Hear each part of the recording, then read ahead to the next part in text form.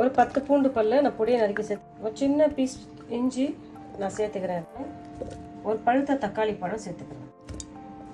ஒரு பெரிய size, medium size 2 சேர்த்துங்க. பெரிய பழமாக இருந்தால் 1 சேர்த்துங்க. இது பச்சை மிளகாய் சேர்த்துக்கிறேன். இதை நான் அரைச்சி கொண்டு வந்துடுறேன்.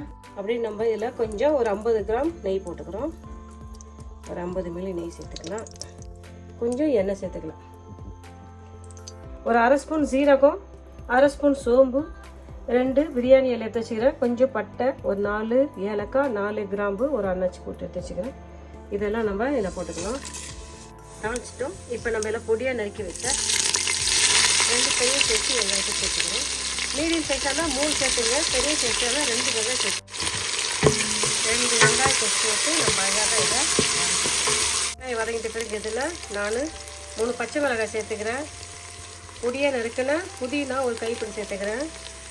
பொடியாக நறுக்கின கொத்தமல்லி தழை, பச்சை மிளகாய், புதினா, கொத்தமல்லி நான் சேர்த்து பெரிய சைஸு தக்காளி பழம் சேர்த்துக்கிறேன். இதை வதக்கிக்கிறேன். இதை அப்படி கொஞ்சம் மஞ்சத்தூள் சேர்த்துக்கிறேன். மிளகாய் தூள் நான் ஏற்கனவே பச்சை மிளகாய் சேர்த்துக்கிறேன். அதனால எனக்கு காரத்துக்கு ஏற்றது ஒரு அரை ஸ்பூன் மிளகாய் தூள் சேர்த்துக்கிறேன்.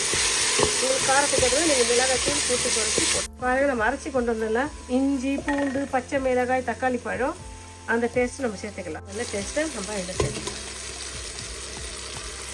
நம்ம அரைச்சி கொண்டு வந்த மசாலா சேர்த்துட்டு இது நல்லா அழகாக கலந்துக்கணும். எல்லாம் அழகாக வந்துடுச்சு.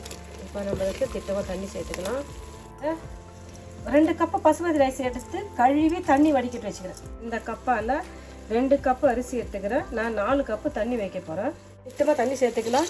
2 கப்பு அரிசிக்கு 4 கப்பு தண்ணி வைக்கிறேன். பண்ணிட்டோம். திட்டமாக உப்பு சேர்த்துக்கிறேன். உப்பு டேஸ்ட் பார்த்துங்க. எனக்கு 2 ஸ்பூன் உப்பு போதும். நான் கொஞ்சம் லெமன் வந்து நிறையா இல்லை, ஒரு 10 ட்ராப்ஸ் தான் போடுறேன். நான் தக்காளி வெங்காயம் வதக்கணும் இல்லை, அப்போயே நம்ம ஒரு 2 டேபிள் ஸ்பூன் அளவுக்கு தயிர் சேர்த்துருக்கணும். நான் இப்போ தயிர் சேர்க்கல, விட்டுட்டேன். இப்போ நான் தயிர் சேர்த்துக்கிறேன். நீங்கள் வந்து தக்காளி வெங்காயம் வதக்கக்குள்ளேயே ஒரு 2 டேபிள் ஸ்பூன் அளவுக்கு தயிர் சேர்த்துங்க. நான் தயிர் அப்போ சேர்க்கல, இப்போ சேர்க்குறேன். ஒரு 2 டேபிள் ஸ்பூன் தயிர் போதும். சேர்த்துட்டு இதை அப்படியே கலந்து விட்டுட்டு அப்படியே நல்லா மூடி போட்டு இதை கொதிக்க வைப்போம். உப்பு டேஸ்ட்டு பார்த்துங்க. தண்ணி கொதிக்க ஆரம்பிச்சிச்சு. கழுவி தண்ணி வடிக்க வச்சிருந்த அரிசியை நம்ம இதில் சேர்த்துக்கலாம்.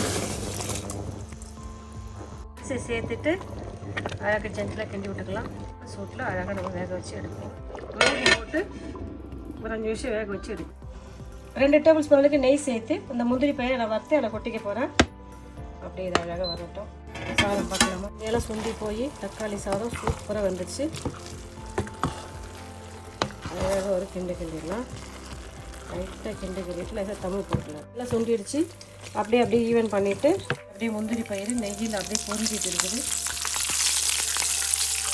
முந்திரி பயிர் ஸ்டார்டிங்கில் இந்த தாளிக்கிற பட்டை கிராம்பல் அப்படியே போட்டு தாளிச்சிக்கலாம். இல்லை ஃபைனலாக எப்படி போட்டு தாளிச்சா கொஞ்சம் அந்த கிறிஸ்பியாக இருக்காது. அப்படி நம்ம என்ன பண்ணிடலாம், அப்படியே லைட்டாக சேர்த்து ஊற்றிடலாம். முந்திரி பயிரை நெய்யில் வறுத்து அழகாக கொட்டிடலாம். கொஞ்சம் கொத்தமல்லி தழை வைக்கலாம். அப்படியே பெரிய தட்டு ஒன்று போட்டுட்டு அணையில் சிம்மில் வச்சிடலாம், 3 வச்சிடலாம். இல்லை ஒரு வெயிட்டை போட்டுருவோம். அப்படியே ஒரு 10 நிமிஷம் சென்று நம்ம எடுக்கலாம். அப்படி பார்க்கலாமா? பாருங்கள் என்ன சூப்பராக நம்ம தக்காளி சாதம் செய்தோம். கர்நாடகா ஸ்டைல் தக்காளி சாதம் இது. பாருங்கள் என்ன அழகாக சூப்பராக நம்ம செஞ்சுட்டோம். சாப்பிட்லாமா? வாங்க நம்ம சாப்பிட்டு பார்க்கலாம். பாருங்கள் என்ன அழகாக சூப்பராக ஆவி பாருங்க சுட சுட. அங்கே சாப்பிட்டு பாருங்கள். நம்ம செஞ்ச கர்நாடக ஸ்டைல் தக்காளி சாதம் ரெடி ஆயிடுச்சு. நான் நினைக்கிறேன் இந்த வீடியோ உங்களுக்கு ரொம்ப யூஸ்ஃபுல்லாக இருக்குன்னு நினைக்கிறேன். நீங்களும் இதே மெத்தட் செஞ்சு பார்த்துட்டு நான் செஞ்ச இந்த கர்நாடக ஸ்டைல் தக்காளி சாதம் இப்படியே சொல்லுங்கள். இதில் இருக்கிற உப்பு காரம் எல்லாமே உங்கள் டேஸ்ட்டுக்கு ஏற்றவே சேர்த்துங்க. இதில் நான் சேர்த்துக்கிற என்ன பொருள் உங்களுக்கு உடம்பு ஒத்துக்கலாம், தயவுசெய்து சேர்த்துக்காதீங்க. இது ஒரு சாம்பிள் தான். சாப்பிட்டு பார்த்து சொல்லுங்கப்பா. இந்த வீடியோ பிடிச்சா லைக் பண்ணுங்கள். உங்கள் ஃப்ரெண்ட்ஸுக்கும் ஃபேமிலி தெரிஞ்சு சொல்லுங்கள், சப்ஸ்கிரைப் பண்ண சொல்லுங்கள். நீங்கள் கொடுக்குற ஆதரவுக்கு இது நன்றி. நான் என்னால் முடிஞ்ச அளவுக்கு ஒரு வீடியோ நான் போடுவேன். நீங்கள் எனக்கு சப்போர்ட் பண்ணுங்கப்பா. நாங்கள் சாப்பிட்டு பார்த்து சொல்லுங்கள்.